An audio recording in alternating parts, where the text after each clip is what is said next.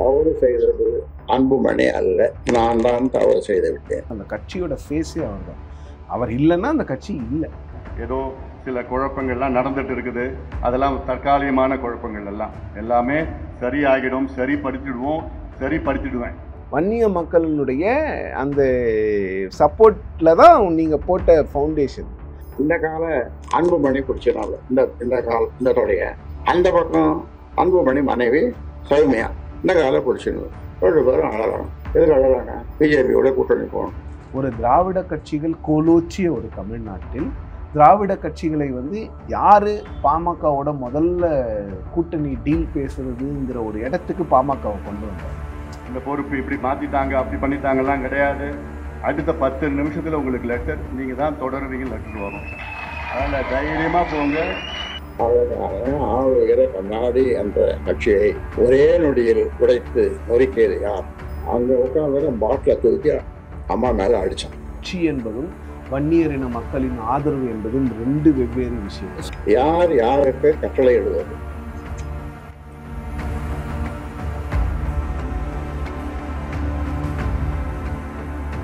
வணக்கம், இது ஏன் என்ற கேள்வி. நான் ஷபீர் அகமது. பாமகவில் ஒரு மிகப்பெரிய பூகம்பம் வெடித்திருக்கிறது. சில தினங்களுக்கு முன்பு பாமகவில் டாக்டர் ராமதாஸுக்கும் அன்புமணி ராமதாஸுக்கும் இருந்த அந்த பிரச்சனை அப்படின்றது அந்த பொதுக்குழுவில் வெளிவந்தது. அதற்கு பிறகு அவர் தலைவர் பதவியிலிருந்து நீக்கப்பட்டார். அந்த தலைமை பதவியை ராமதாஸை வைத்துக் கொண்டார். கட்சியில் ஏகப்பட்ட குழப்பம், ஏகப்பட்ட சலசலப்பு. இப்போ அது வெளிப்படையாக வெடித்து பல்வேறு விஷயங்களை டாக்டர் ராமதாஸ் அவர்கள் பொதுவெளியில் கொண்டு வந்திருக்கிறார். இனி பாமகவுடைய நிலைமை என்ன?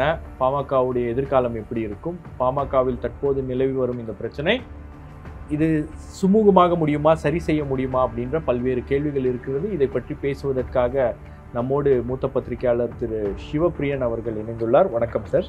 அவர்கிட்ட போகிறதுக்கு முன்னாடி ஒரு சின்ன reminder and request. News Minute Tamil and Newslaundry நாம் ஒரு கம்ப்ளீட் ஆட் ஃப்ரீ பிளாட்ஃபார்ம். எந்த விதமான அரசாங்க விளம்பரமோ, அரசியல் கட்சிகளுடைய விளம்பரமோ, கார்ப்பரேட் ஆட்ஸோ நம்பி இயங்கக்கூடிய ஊடக நிறுவனங்கள் அல்ல. முழுக்க உங்களுடைய ஆதரவோடு இயங்கக்கூடிய ஊடக நிறுவனங்கள். ஆகவே நாம் செய்கின்ற இந்த வேலை உங்களுக்கு பிடித்திருந்தால் இதை தொடர வேண்டும் அப்படின்னு நினைச்சீங்கன்னா இந்த QR கோட் மூலமாக உங்களுடைய ஆதரவை எனக்கு தெரிவிக்கலாம். நேரடியாக நம்ம சிவபிரியன் சார்ட்டு போவோம். சிவபிரியன் சார், பாமகவில் இதுவரைக்கும் இந்த மாதிரி ஒரு பிரச்சனை வெடித்ததில்லை.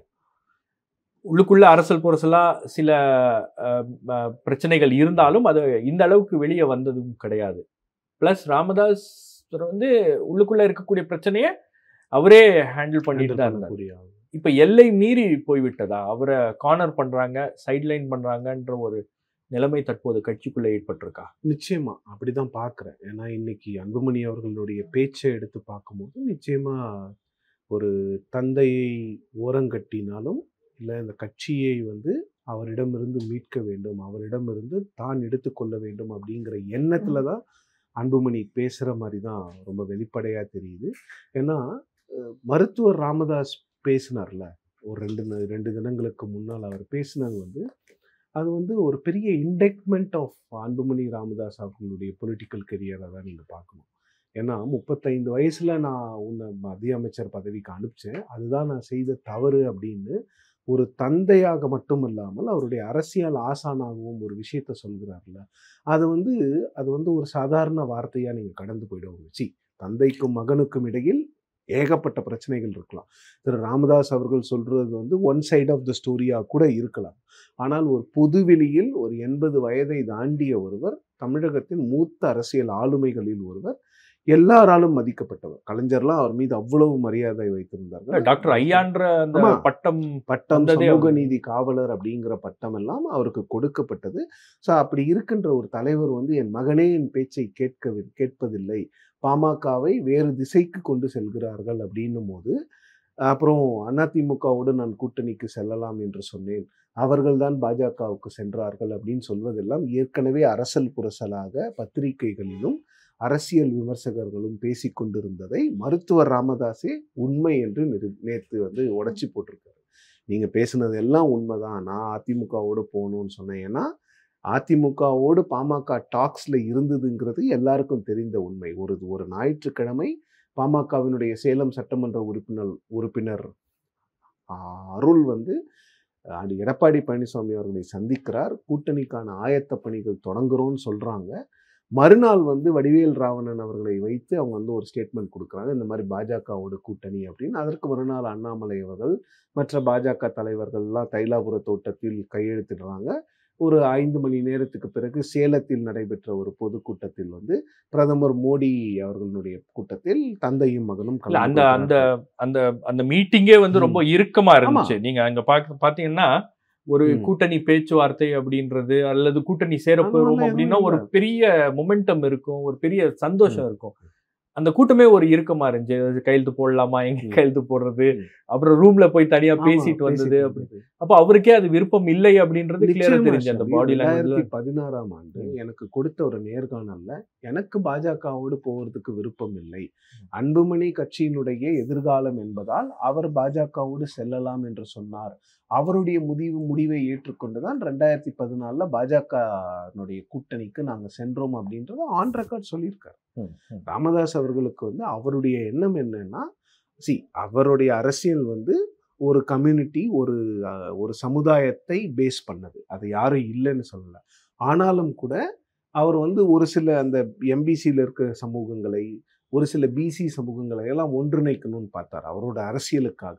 ஸோ அவருடைய எண்ணம் இங்கே என்னவாக இருக்குன்னா, திராவிட கட்சிகள் 2 பேர் இருக்காங்க, அவங்க தான் இங்கே வந்து பைவிட்டல் ஃபோர்ஸாக இருக்காங்க, அவங்களோட சேர்ந்து தான் நீங்கள் ஆட்சி அமைக்க முடியும், இல்லை அவங்களோட சேர்ந்து தான் பயணிக்க முடியும். ஸோ எலெக்ஷன் டைமில் சீட்ஸ் வின் பண்ணுறதுக்கு அவங்க 2 பேரோட போங்க, சீட்டு ஜெயிக்க தான் உங்கள் கட்சி வளரும், இல்லைன்னா உங்கள் கட்சி வளராது அப்படிங்கிறது தான் ராமதாஸ் அவர்களுடைய ஒரு நார்மல் ஸ்டேட்மெண்ட்டாக இருக்குது. ஸோ அப்போ ராமதாஸ் அவர்களுக்கு எங்கே பிரச்சனை வருதுன்னு பார்த்தீங்கன்னா, நீங்கள் இதெல்லாம் மீறி பாஜகவோடு நீங்கள் கூட்டணிக்கு போகிறீங்க, பாஜகவோடு கூட்டணிக்கு போவதற்கான முகாந்திரம் என்ன, அதில் என்ன இருக்குது, அதனால் உங்களுக்கு என்ன லாபம் கேட்கும்போது தான் பிரச்சனை வெடிக்கிறது. அப்போ இந்த இடத்துல உங்களுக்கு இது வந்து வெறும் கூட்டணிக்கான ஒரு பிரச்சனை அப்படின்றத தாண்டி இதுல வேறு சில விஷயங்களும் இருக்குல்ல, அவங்களுடைய குடும்ப விவகாரமும் இருக்கிறது, ட்ரஸ்ட் இருக்கு, ட்ரஸ்ட் இருக்கு. ஏன்னா அது எல்லாமே வந்து கிட்டத்தட்ட 1000-2000 கோடிகளுக்கு வர்த்து சொத்துக்கள் இருக்கக்கூடிய ட்ரஸ்ட்.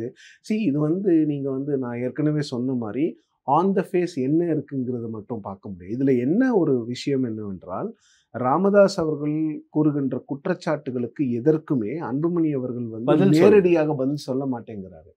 கட்சி யாருது இல்லை, எல்லாம் யாருதும் ஒரு தனிப்பட்டவர் கிடையாது அப்படின்னு வெளிப்படையா பேசுறாரே தவிர, அந்த கட்சியினுடைய வரலாறை தெரிந்தவர்கள் ஒற்றுக்கொள்வார்கள், அந்த கட்சி வந்து ராமதாஸ் அவர்களால் உருவாக்கப்பட்ட கட்சி தான், அவர் கட்டமைச்சது தான். இன்னும் ரொம்ப ஓப்பனாக சொன்னால் செங்கல் அவர் எடுத்து வச்சு கட்டின கட்சி தான் இது. இந்த கட்சியினுடைய மூலதனமே வன்னியர் இன மக்கள் தான்.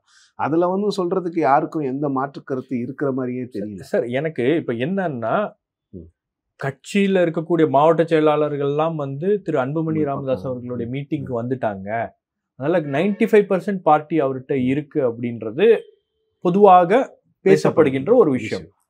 இப்ப நீங்க இந்த பாமக என்ற ஒரு கட்சிக்கான அடையாளமே திரு ராமதாஸ் அவர்கள், அந்த கம்யூனிட்டிக்கான அந்த லீடர்ஷிப்ல ஒரு மிகப்பெரிய அடையாளமாக அவர் இருக்கிறார். அவர் தான் வந்து ஒரு சென்ட்ரல் ஃபேஸா இருக்காரு அப்படின்னும் போது, அவரை புறந்தள்ளி விட்டு, அவரை ஓரங்கட்டி விட்டு, இந்த இவ்வளவு பிரச்சனைகளுக்கு பிறகு அவரை ஓரங்கட்டி விட்டு அன்புமணி ஒரு முயற்சி எடுத்தாருன்னா அது பேக் ஃபயர் ஆகுமா ஆகாது? இல்ல, அது பேக் ஃபயர் நிச்சயமா ஆகும். அது பேக் ஃபயர் ஆகுதா இல்லையாங்கிறத நீங்க எலெக்ஷன்ல தான் பார்க்க முடியும். இப்போ வந்து இவங்க என்னன்னா, கட்சியோட ஆர்கனைசேஷனல் ஸ்ட்ரக்சர், ஆர்கனைசேஷனல் ஸ்ட்ரென்த்தை வச்சு எங்ககிட்ட தான் இருக்குன்னு சொல்லிட்டு நீங்க கட்சியை டேக் ஓவர் பண்ணிடலாம், இல்லைன்னு யாருமே சொல்லல. இப்படி ஒரு விஷயம் 2017ஆம் ஆண்டு உத்தரப்பிரதேஷ்ல நடந்துச்சு.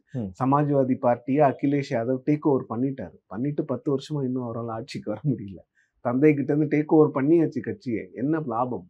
டேக் ஓவர் பண்ணி நீங்கள் தலைவராகிறதுக்கு மட்டும்தான் டேக் ஓவர் பண்ணுறீங்களாங்கிற கேள்வி வருதுல, அதே கேள்வி தான் இங்கே. நீங்கள் இன்னைக்கு டேக் ஓவர் பண்ணிடலாம், கட்சி முழுக்க உங்களிடம் இருக்கலாம், ஆனால் கட்சி என்பதும் வன்னியர் இன மக்களின் ஆதரவு என்பதும் 2 வெவ்வேறு விஷயங்கள். ஸோ இந்த புரிதல் அப்படின்றது அந்த கட்சி தொண்டர்களுக்கு இருக்கிறதா ஒன்று, ரெண்டாவது இந்த பிரச்சனையை பார்க்கக்கூடியவர்களுக்கு இருக்கிறதா? இப்போ ராமதாஸ் அவர்கள் நேற்று பேசின விஷயங்கள், அவர் சொல்றாரு இல்லையா, நான் ஒவ்வொரு கிராமமா போய் பல அவமானங்களை நான் சந்தித்தேன். 95,000 கிராமங்களுக்கு போய் இந்த வன்னியர் சங்கத்தை கட்டமைச்சிருக்காரு அப்படின்னா. அப்போ ஒவ்வொரு கிராமத்துக்கும் போய் நான் வந்து அவமானங்களை சந்தித்தேன். என்னை மக்கள் எள்ளி நகையாடி பேசினாங்க, என்னை கேவலப்படுத்தினாங்க, ஆபாசமா பேசினாங்க, அதெல்லாம் நான் பொறுத்து கொண்டேன். ஆனால் இன்னைக்கு என்ன வந்து இப்படி ட்ரீட் பண்றது, நான் அப்பொழுதே உடைந்து விட்டேன். ஒரு கூட்டத்தை அவர் கூட்டுறாரு, அந்த கூட்டத்துக்கு யாரும் வரல, கட்சியுடைய மூத்த நிர்வாகிகள் யாரும் வரல, நான் உடைந்து விட்டேன் அப்படின்னு வரலங்கிறது மட்டும் இல்ல, அவங்கள வரக்கூடாதுன்னு ஃபோன் பண்ணி பேசினாருன்னு சொல்லி ஃபோன் பண்ணி பேசினாரு அப்படின்னு.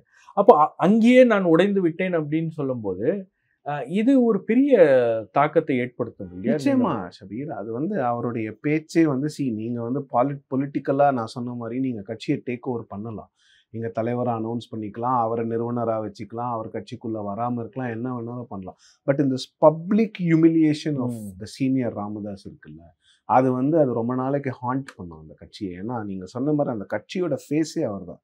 அவர் இல்லைன்னா அந்த கட்சி இல்லை. 37 வருடங்களாக அந்த கட்சியினுடைய தூண் அவர் மட்டும்தான். கட்சியினுடைய தூண் அவர். ஏன்னா நான் ஏன் அந்த டிஸ்டிங்ஷனை பார்க்குறேன்னா, கட்சியும் வன்னிய சமுதாய மக்களும் வெவ்வேறுன்னு ஏன் பார்க்குறேன்னா, பாமகவுக்கு ஆரம்ப கட்டத்தில் 8-7% வாக்குகள்லாம் இருந்தது. இப்போ அது வந்து குறைஞ்சு கிட்டத்தட்ட 5-4க்கு வந்து இருக்கிறது. அப்போ வன்னியர் இன மக்களுக்கு எங்கோ ஒரு இடங்கள்ல பாமக வந்து கடந்த 10 ஆண்டுகளில், குறிப்பாக 10-14 ஆண்டுகளில் குறிப்பாக அவங்களுடைய பாதை, அவங்க சரிவர அந்த பாதையில் சரியாக பயணிக்கலைங்கிறது தான் தெரியுது.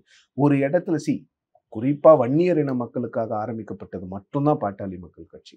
ஒரு அரசியல் இயக்கமாக அது மாறியது. வன்னியர் சங்கம் ஒரு சமுதாய சங்கம், அரசியல் இயக்கமாக மாறியது. அப்போது அதில் ராமதாஸ் அவர்களுக்கு எங்கே நீங்கள் கிரெடிட் கொடுக்கணும்னா, ஒரு திராவிட கட்சிகள் கோலோச்சிய ஒரு தமிழ்நாட்டில் திராவிட கட்சிகளை வந்து யார் பாமகவோட முதல்ல கூட்டணி டீல் பேசுறதுங்கிற ஒரு இடத்துக்கு பாமகவை கொண்டு வந்தார். அது மிகப்பெரிய விஷயம். இன்னொன்று வந்து அவரோட ஸ்டேட்மெண்ட்ஸ்லாம் நாம் எல்லாரும் படிச்சிருக்கோம், அவ்வளோ வெல் ரிசர்ச்டாக இருக்கும். இன்னொன்று shadow budget, shadow agriculture budget அப்படின்ற நிறைய விஷயங்களை புகுத்துனாங்க. ஆனால் இதெல்லாம் அவங்கள பேக் ஸ்டேஜுக்கு தள்ளுனது எதுன்னா அவங்களுடைய அப்சஷன் வித் காஸ்ட். ஸோ இப்போ அந்த காஸ்ட் மக்களுக்கு வந்து ராமதாஸ் அவர்களையும் அன்புமணி அவர்களையும் பிரித்து தான் பார்ப்பார்கள். 2 பேரையும் அந்த கட்சிக்காக, ராமதாஸ் அவர்களுடைய கட்சி என்பதற்காக நிச்சயமாக ஓட்டு போட மாட்டாங்க. அன்புமணி அவர்களுடைய செயல்பாடுகள் என்னவாக இருக்கிறது, எப்படி இருக்குதுன்னு பார்ப்பாங்க. ஏன்னா இதே வன்னியர் பெல்ட்ல வந்து இன்னைக்கு வந்து திமுகவும் அதிமுகவும் அதிக இடங்களை ஜெயிப்பதற்கான வாய்ப்புகளை நாம பார்த்துக்கிட்டே இருக்கிறோம். திமுகவும் அதிமுகவும் அந்த இடங்கள்ல தங்களுடைய ஸ்ட்ராங் ஹோல்டை ஸ்ட்ரென்தன் பண்ணிக்கிட்டே போறாங்க. இந்த இடத்துல தான் இவங்க 2 பேருக்குள்ள இருக்கக்கூடிய பிரச்சனை. ஒண்ணு, உங்களுக்கு தேர்தல் ரீதியா இது ஒரு பாதிப்பை ஏற்படுத்தும். ஏன்னா நீங்க சொன்ன மாதிரி ஓட் ஷேர் வந்து கீழே இறங்கிட்டே போகுது. 2வது, இது புது பிளேயர்ஸ் உள்ள வந்து இந்த ஓட் பேங்கை கேப்சர் பண்ணுவதற்கான வாய்ப்பும் இருக்கு. இப்போ அந்த மக்களை பொறுத்தவரையில் நீங்க சொன்ன மாதிரி ராமதாஸ் வந்து சென்ட்ரல் ஃபிகர் டு தெம். ஏன்னா இன்னைக்கு நீங்க வந்து அவரை புறக்கணிச்சுட்டு நீங்க பாமக அப்படின்ற அடையாளத்தோட போக முடியாது. ஏன் ராமதாஸ் அவர்களுக்கு வந்து அந்த சென்ட்ரல் பொசிஷன் அந்த மக்கள் கிட்ட வருதுன்னா, நீங்க இன்னைக்கு வந்து பாமகவுடைய இன்னொரு வாக்கு சதவீதம் குறைவதற்கான வாய்ப்பு என்னன்னா, அன்னைக்கு இருந்த படிப்பறிவு இல்லாமல் இன்னைக்கு யாரும் இல்லை அந்த சமுதாயத்தில். நிறைய பேர் படிச்சுட்டாங்க. அந்த ரிசர்வேஷன் வாங்கி கொடுத்தாருல, அது வந்து நிறைய மக்களை வந்து ஒரு அடித்தட்டுலேருந்து ஒரு பெரிய உயர்த்தி கொண்டு போயிருக்கு. நிறைய கிராமங்கள்ல இன்னைக்கு வட தமிழ்நாட்டில் வன்னியர்கள் அதிகமாக இருக்கக்கூடிய கிராமங்கள்ல படித்த இளைஞர்கள் அதிகம். அவங்க வந்து மற்ற கம்யூனிட்டிஸ் மாதிரி எல்லாரும் படிச்சுட்டு வேலைக்கு போயிட்டு அவங்கவுங்க வேலையை பார்க்க ஆரம்பிக்கிறாங்க. அப்போ என்னன்னா, அங்கே வந்து அந்த படிப்பறிவு இல்லாமல் அவங்கள எக்ஸ்ப்ளாய்ட் பண்ணிட்டு இருந்தாங்களா, அதெல்லாம் இப்போ எக்ஸ்ப்ளாய்ட் பண்ண முடியாது. ஏன்னா அவங்களுக்கு படிப்பறிவு இருந்துச்சு, அவங்க வேலை செய்ய ஆரம்பிச்சிட்டாங்க. எல்லாரும் மாதிரியும் அவங்களும் சாஃப்ட்வேர் இன்ஜினியர்ஸாக இருக்காங்க, வெளிநாட்டுக்கு போகிறாங்க, படிக்கிறாங்க. எல்லா விஷயங்களும் அந்த 20% அந்த எம்பிசி கொடுத்தாங்கல்ல. ஏன்னா 50% பிசியாக இருக்கும் போது நீங்கள் உங்களை விட வலிமை வாய்ந்த எக்கனாமிக்கலாகவும் சரி எல்லா இடத்துலையும் நியூமரிக்கலாக வலிமை வாய்ந்த முதலியார், உடையார், ரெட்டியார் இது போன்ற கம்யூனிட்டியோடு நீங்கள் அன்னைக்கு போட்டி போட வேண்டியதாக இருந்தது. அதனால் அந்த மக்களுக்கான வாய்ப்புகள் முழுசாக கிடைக்கல. இன்றைக்கி வந்து நீங்கள் உங்கள் அந்த அந்த எக்கனாமிக் ஸ்டேட்டால இருக்கவங்களோடய போட்டி போடும்போது உங்களுடைய வாழ்வாதாரம் வந்து அதிகமாகுது, உங்களுக்கான வாய்ப்புகள் அதிகமாகுது. நீங்க வந்து படிப்புல மட்டும் இல்லை, கவர்மெண்ட்லயும் உங்களுடைய ரெப்ரசன்டேஷன் வந்து அதிகமாகும் போது, ஸோ அப்போ வந்து இதையெல்லாம் விட்டு அவங்க வந்து வேற இடத்துக்கு போறாங்க. ஸோ போகும்போது அவங்க நினைச்சு பார்க்கும்போது இது எப்படி நடந்தது சாத்தியம்னா, அப்போ அந்த ஃபேஸ் வந்து ராமதாஸ் தான், வேற யாரும் கிடையாது. அந்த ஃபேஸ், அந்த கிரெடிட்டை அவரை வந்து நீங்க வந்து வன்னியர்களுக்காக குரல் கொடுத்தவர், தலித்களுக்கு எதிராக போராட்டம் பண்ணியதெல்லாம் நான் ஒத்துக்கிறேன். எதையும் நாம டிஸ்கவுண்ட் பண்ணல. நாடக காதல் அப்படின்னு சொன்னது அவர்தான். ரெக்ரெசிவ் பாலிடிக்ஸ் கொண்டு வந்தாரு, இல்லைன்னு யாருமே சொல்ல. அது இன்னொன்னு, அவர்கள் வந்து மரம் வெட்டி போட்டாங்கிறதெல்லாம் யாருமே மறுக்கல. அவங்க பசுமை தாயகம் வழியா 1 லட்சம் 10 லட்சம் மரங்களை நடும்பொழுது எல்லாரும் என்ன சொன்னாங்கன்னா, அவர் வந்து பழைய காலத்துல வெட்டி போட்ட மரத்துக்கெல்லாம் இப்போ பிராயச்சித்தம் பண்றாருன்னு தான் சொன்னாங்க. அதெல்லாம் யாருமே மறுக்கலாம். ஆனா அந்த இன மக்களுக்கு ஒரு காயினுக்கு 2 சைடு இருக்கிற மாதிரி நாம ஒரு பக்கம் பார்த்தோம்னா அதுல பலன் அடைஞ்சாங்கல்ல, அவங்க அதை வேற மாதிரி பார்ப்பாங்க. அவங்களுக்கு வந்து அந்த போராட்டம் நடக்கலைன்னா, அந்த 15 அந்த 20% வரலன்னா அவங்க இன்னைக்கு அந்த பொசிஷன்ல உட்காந்துருக்க மாட்டாங்க. அப்போ அவங்க அதை யோசிச்சு தானே பார்ப்பாங்க. ஸோ அப்போ அந்த பொசிஷன் வரும்போது இவரையே புறந்தள்ளிட்டு நீங்க இந்த கட்சியை நடத்தினா எப்படி? அப்போ என்ன ஆகும்னா, அந்த இடத்துல ஒன்று டிஎம்கே ஏடிஎம்கேக்கு மைக்ரேட் ஆகுறது, இல்லை நியூ பிளேயர்ஸான விஜய் போன்றவர்களுக்கு இந்த வாக்குகள் வந்து ஓரளவுக்கு அவங்க பக்கம் போறதுக்கான வாய்ப்புகளும் இருக்காது. பாமகவுக்கு தான் நிச்சயமா வரும் அப்படின்னு சொல்ல முடியாது. இன்னொன்று என்னன்னா, ராமதாஸ் அவர்களுக்கே அவர் சொன்ன விஷயத்துல நான் புரிஞ்சுக்கிறது என்னன்னா, கட்சி வந்து தன்னுடைய பாதையிலிருந்து மாறுது.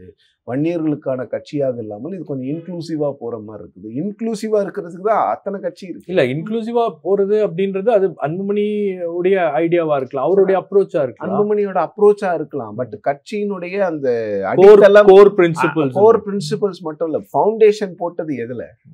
ஃபவுண்டேஷன் வந்து வன்னிய மக்களினுடைய அந்த சப்போர்ட்ல தான் நீங்க போட்ட ஃபவுண்டேஷன். அந்த ஃபவுண்டேஷன் மேல வந்து நீங்க என்னதான் இன்க்ளூசிவிட்டியை நீங்க கொண்டு வந்தாலும் நீங்க அப்ப என்ன பண்ணணும்னா, இது வன்னியர்களுக்கான கட்சி இல்லைங்கிறது வெளிப்படையா அறிவிக்கணும். அது முடியுமா? அதுவும் பண்ண மாட்டாங்க. வன்னியர் சங்கம் மாநாடு நடத்துவாங்க, ஒரு கால் இங்க ஒரு கால் அங்க வைக்கிறது தான் இங்க பிரச்சனை. அதை வந்து ராமதாஸ் அவர்கள் வந்து எப்பவுமே அந்த மாதிரி ஒரு டைலமால இருந்ததே கிடையாது. அவர் வந்து ரொம்ப வெளிப்படையா இருப்பார். சிம்பாலிக் பாலிடிக்ஸ் பண்ணுவாரு. வடிவேல் ராவணன் போன்றவர்களுக்கு தலித் மக்களுக்கு ஒரு ஜெனரல் செக்ரட்டரி போஸ்ட், நாங்க வந்து தலித் ஏழுமலையை முதலில் எம்பி ஆக்கினோம், அதெல்லாம் பாராட்டத்தக்கதான, அதெல்லாம் சிம்பாலிக். அவங்கள வந்து ஒரு கட்டத்துக்கு போய் விட்டுருவாங்க, அவ்வளவுதான். ஆனா அந்த அரசியல் எதை நோக்கி சொல்லணும் என்றால் வன்னிய மக்களை நோக்கி சொல்லணும். அன்னைக்கு இருந்த அந்த இம்பார்ட்டன்ஸ், அன்னைக்கு இருந்த அந்த எழுச்சி பாமகவுக்கு இன்னைக்கு இல்லாததுக்கு காரணம் ஏனென்றால், அன்னைக்கு நீங்க பேசின இஷ்யூஸ் இன்னைக்கு இல்லை. அன்னைக்கு வந்து மக்கள் வந்து நீங்க வந்து லோவர் ஸ்டேட் ஆஃப் த சொசைட்டில இருக்கீங்க, நீங்க அடிமட்டத்துல இருக்கீங்கன்னா, இன்னைக்கும் அந்த மக்கள் நிறைய பேர் இருக்காங்க. ஆனா எவ்வளவோ பேர் வெளியில வந்திருக்காங்கல்ல, அவங்கெல்லாம் வந்து இந்த வாதங்களை ஏற்றுக்கொள்ள மாட்டார்கள். இப்ப இவங்க சொல்ற அந்த ஆண்ட பரம்பரை வாதம் அதெல்லாம் அவங்க ஏற்றுக்க மாட்டாங்க. வந்தாச்சு, இனிமே அந்த மக்களுக்கு ஹெல்ப் பண்றதுக்கும் நிறைய பேர் இருக்காங்க. நீங்க அந்த ட்ரஸ்ட் எல்லாம் இருக்கு. ஸோ அப்போ நீங்க பார்க்கும்போது அவரை புறந்தள்ளிட்டு நீங்க அந்த கட்சியை வந்து நிச்சயமா நடத்த முடியாது. இதுல ஒரு அன்புமணிக்கு ஒரு டைட் ரோப் வாக் நிச்சயமா. ஆனால் நீங்க ராமதாஸை இக்னோர் பண்ணிட்டு நீங்க ஒன்றும் பண்ண முடியாது. அது பண்ண முடியாது ஷபீர். அது நான் என்னுடைய கருத்து தவறாக கூட இருக்கலாம். ஆனா நான் புரிஞ்சு வச்சுட்டு இருக்க அரசியலை வச்சு நான் பேசுறேன். பார்ட்டிக்கு வந்து பைவிட்டல் ஃபோர்ஸ் சென்ட்ரல் ஃபிகர் வந்து அவர் மட்டும்தான். நீங்க எப்படி வந்து ஒரு அதிமுகவை வந்து எம்ஜிஆர் காலத்தில் எம்ஜிஆரை புறந்தள்ளி விட்டு நீங்க அதிமுகவை பண்ண முடியாதுல்ல, அந்த மாதிரி இப்ப கூட பண்ண முடியாது. நீங்க இப்ப கூட எம்ஜிஆர் பேரு சொல்லாம பிஜேபியே அந்த மாதிரிதான். அந்த கட்சிக்கான முகம் அவர் தான், வேற யாருமே கிடையாது அந்த கட்சிக்கு முகம். அன்புமணி அவர்கள் வந்து அவருடைய மகன், அவ்வளவுதான். அதுதான் அவருக்கு அடையாளம். அப்படி அதுதான் அவருடைய அடையாளம், அதுதான் அவரோட அடையாளம். அதுதான் நீங்க அந்த அடையாளத்தை மாத்தணும்னா நீங்க அந்த கட்சியை வந்து ஒரு இடத்துக்கு கொண்டு போகணும். நீங்க ஒரு கிளாசிக் எக்ஸாம்பிள், ஸ்டாலின் அவர்கள் வந்து கருணாநிதியினோட மகனாக என்னைக்கு வரைக்கும் இருந்தாரு? 2019 லோக்சபா எலெக்ஷன் ஜெயிக்கிற வரைக்கும் இருந்தாரு. ஜெயிச்சுட்டாரு, he became his own leader. அப்பவும் கிண்டல் பண்றவங்க, இதுல ஜெயிச்சிட்டீங்க, அசம்பிளில இப்போ முதலமைச்சர் ஆகுங்க பார்க்கலாம், ஆயாச்சு. இப்போ he is a leader in his own right. So அந்த மாதிரி அவருக்கு ரொம்ப லேட்டா வந்துச்சு. அவருக்கு ரொம்ப லேட்டா வந்தது. அவருக்கு வந்து he was a very obedient son. Correct. And his father was a very strict father. இல்ல ஃபாதர் வாஸ் லைக் அவரு வந்து வெளிப்படையா இந்த மாதிரி வந்து பேசல, பெரிய அளவுக்கு பேசல. அங்க என்னன்னா அவர் வந்து எனக்கு பிறகுதான் நீ அப்படிங்கறத வந்து கரெக்டா அந்த லைனை டிரா பண்ணிட்டாரு. இவரும் அந்த லைனை ஃபாலோ பண்ணாரு. அதுக்கு வந்து ரொம்ப பொறுமை தேவை. இல்ல இங்க பிரச்சனை இப்போ டாக்டர் ராமதாஸ்க்கு இல்ல அன்புமணி ராமதாஸ்க்கு அப்படின்றத நான் புரிஞ்சுக்கிறேன். இல்ல அவரோட இப்போ அவருக்கு வந்து சிச்சுவேஷன் இன்னைக்கு வந்து கட்சியை ஈஸியா டேக் ஓவர் பண்ணிடலாம் சாமி. நான் முதல்ல இருந்து சொல்லிட்டு இருக்கிறது அது ஒன்றும் பெரிய விஷயம் இல்லை. எல்லாம் இவங்க வச்ச ஆட்கள் தானே, இவர் அப்பாயிண்ட் பண்ணவங்க தானே. நீங்க கட்சியை எடுத்துக்கலாம், தொண்டர்களுடைய ஆதரவு கூட நீங்க பெற்றுடலாம். பட் ஆனா அந்த கோர் ஓட் பேங்க் இருக்குல்ல, அதை நீங்க எப்படி வந்து கன்வின்ஸ் பண்ண போறீங்க? எங்க அப்பா என் கூட தான் இருக்கிறாருங்கிறத நீங்க எப்படி கன்வின்ஸ் பண்ணுவீங்க அப்படிங்கிற ஒரு கேள்வி வருதுல்ல. அது வந்து நிச்சயமா ஒரு ரொம்ப ஒரு இக்கட்டான சூழ்நிலை தான் அவங்களுக்கு, பாமகவை பொறுத்த வரைக்கும். ரைட் சார், ரொம்ப நன்றி எங்களோட இணைந்து உங்களுடைய கருத்துக்களை பகிர்ந்து கொண்டமைக்காக. வேறொரு நிகழ்ச்சியில் உங்களை சந்திக்கிறேன். நன்றி, வணக்கம்.